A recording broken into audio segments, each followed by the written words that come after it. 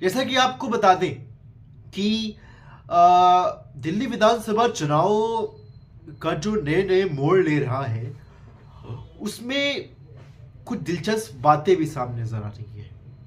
वही उन बातों को लेकर आपके सामने हाजिर हुआ हूं और लगातार दिल्ली चुनाव से लेकर हम अभी तक आप तक दिल्ली चुनाव का तमाम अपडेट आपको पहुंचा रहे हैं। देखिए, जैसे कल की वीडियो में भी मैंने कहा था कि दिल्ली चुनाव बहुत अहम होता जा रहा है। दिल्ली चुनाव में तमाम पार्टियां उतर चुकी हैं, चुनावी मैदान में तमाम चीजें हो रही हैं। आरोप और प्रत्यारोप का सिलसिला तो बहुत पहले से जारी था। पहले केवल कांग्रेस उसमें आप में और बीजेपी में चल रहा था, अब तमाम पार्टियां उतर चुकी हैं अपने अपने उम्मीदवार के साथ, अपने अपने वोटर के साथ। इस बीच आपको बता दें कि कल आम आदमी पार्टी ने 2 सीटों पर अपने उम्मीदवार को का बदलाव किया है। जो सूची डाल चुके थे वो, उसके बाद 2 लोगों का उसमें चेंज हुआ है।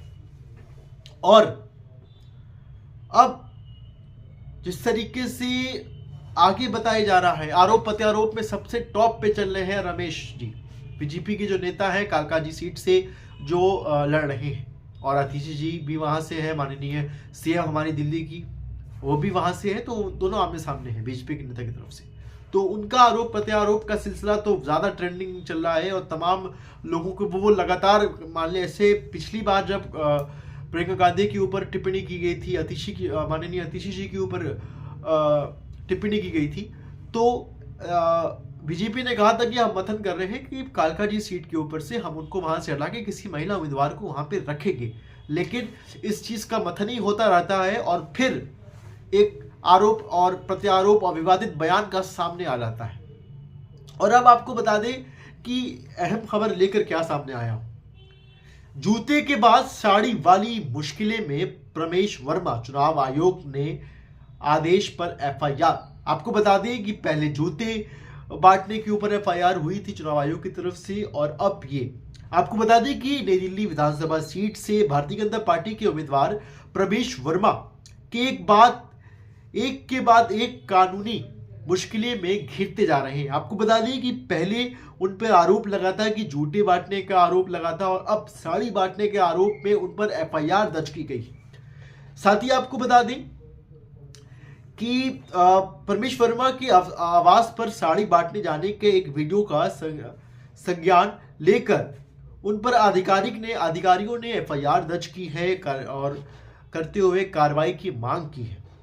साथ ही आपको बता दें कि नई दिल्ली जिला अधिकारी ने अपने एक्सेस हैंडल पर प्रवेश वर्मा के खिलाफ दर्ज नए केस की जानकारी दी गई है। बताया गया है कि यूट्यूब पर एक वीडियो सामने आया था जिसमें आरोप लगाया गया था कि नई दिल्ली की सीट से भाजपा प्रत्याशी परमेश वर्मा के आवास पर साड़ी बांटी जा रही है, जो कि आचार संहिता उल्लंघन का मामला बनता है। इस पिच के ऊपर उन्होंने आगे लगाया। आपको बता दें कि चुनाव आयोग की तरफ से बताया गया कि यह जानकारी मिलने के पर वहां पर तुरंत एक स्क्वाड को भेजा गया, उनकी जांच करने के लिए मौके पर भेजा गया है। उसके बाद वहां पर दौरान ऐसी कोई गतिविधि नहीं मिली। जब वहां स्क्वाड भेजी गई तो वहां ऐसी कोई गतिविधि नहीं मिली। जो वीडियो पे दिखाया जा रहा था शायद वो गलत था। आगे अब रिपोर्ट में क्या लिखा है वो पढ़ के सुनाता हूं और आपसे राय जानना चाहता हूं कि क्या आपका राय है, क्या कार्रवाई होना सही है या गलत। हालांकि वीडियो में साफ तौर पर इंडिकेट कर रहा है कि यह साड़ियां बांटी जा रही है। इस सबूत के आधार पर नई दिल्ली सीट के ऑफिसर ने पुलिस को आधिकारिक रूप से शिकायत दर्ज कराई है। पुलिस को पूरे मामले की तहकीकात करने और जानने के लिए संबंधित में धाराओं और अन्य कानूनों के तहत कार्रवाई शुरू करने को कहा गया है।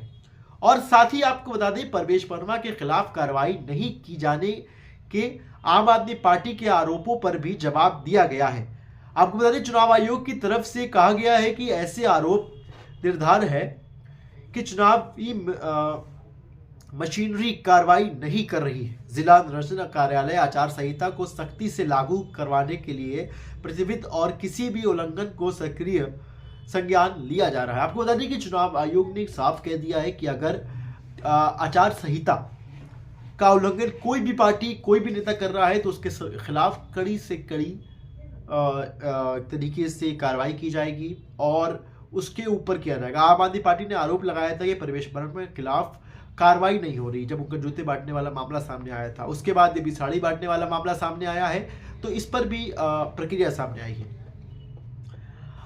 इसके साथ ही आपको बता दें, आरोप प्रत्यारोप का सिलसिला तो लगातार जारी ही होता चला जा रहा है।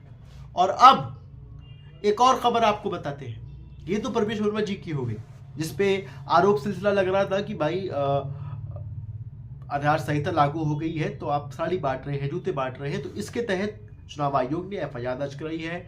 अपने एक्सेस हैंडल के ऊपर ये बताया गया है कि इनके ऊपर नई कार्रवाई, नया एफआईआर दर्ज किया गया है। अब बताते हैं, जब लोग खाने के लिए मोहताज थे तो आपकी इनकम 40 गुना कैसे बढ़ी? केजरीवाल पर भाजपा का हमला। आपको बता दें, केजरीवाल पर लगातार हमले कर रही है भारतीय जनता पार्टी। इस बीच आपको बता दें कि सचदेव ने कहा कि मैं केजरीवाल से सिर्फ एक सवाल पूछना चाहता हूं। साल 2020-21 में बिना किसी कारण, बिना किसी सर्वे कि आपकी इनकम 40 गुना कैसे बढ़ जाती है? उन्होंने एक सवाल पूछा है वहां से कि 40 गुना आपकी इनकम कैसे बढ़ जाती है। इस दौरान उन्होंने अपनी एफिडेविट देते हुए अपनी संपत्ति का खुलासा भी किया। उनके हलफनामे के आधार पर दिल्ली भाजपा के अध्यक्ष वीरेंद्र सचदेव ने उन पर निशाना साधा है। सचदेव ने कहा है कि कोविड के समय जब आम जनता खाने के लिए मोहताज थे, उस समय केजरीवाल की संपत्ति अचानक 40 गुना बढ़ गई, जो बहुत बड़ा शक पैदा करती है। उन्होंने सवाल किया है कि जब कोविड-19 के टाइम, जब कोविड चल रहा था, उस टाइम लोगों को खाने पीने के लिए इतनी मुश्किलें थी, उस वक्त केजरीवाल की संपत्ति 40 गुना कैसे बढ़ गई? ये जो बात है वो शक के दायरे में केजरीवाल को खड़ा करती है और केजरीवाल से सवाल पूछती है कि जब जनता के पास खाने पीने के लिए कुछ नहीं था तो आपकी इनकम कैसे बढ़ रही थी, वो भी 40 गुना। ये सवाल भारतीय जनता पार्टी के नेता और भाजपा अध्यक्ष वीरेंद्र सचदेव ने उन पर निशाना साधते हुए पूछा है कि जवाब दे केजरीवाल, मुझे इस एक सीधा सा सवाल का जवाब दे दे कि जब खाने पीने के लाले थे जनता को, देश को, तब इनकी संपत्ति कैसे बढ़ रही थी? क्या है इस पे आपके नजरिया? हमें कमेंट करके जरूर बताइएगा। हमारे चैनल को सब्सक्राइब करते रहिएगा, बेल आइकन को दबाइएगा और लगातार दिल्ली इलेक्शन से जुड़ी हुई तमाम खबरों के लिए हमें देखते रहिए, सब्सक्राइब करते रहिए, बेल आइकन को दबाइए। बहुत बहुत शुक्रिया।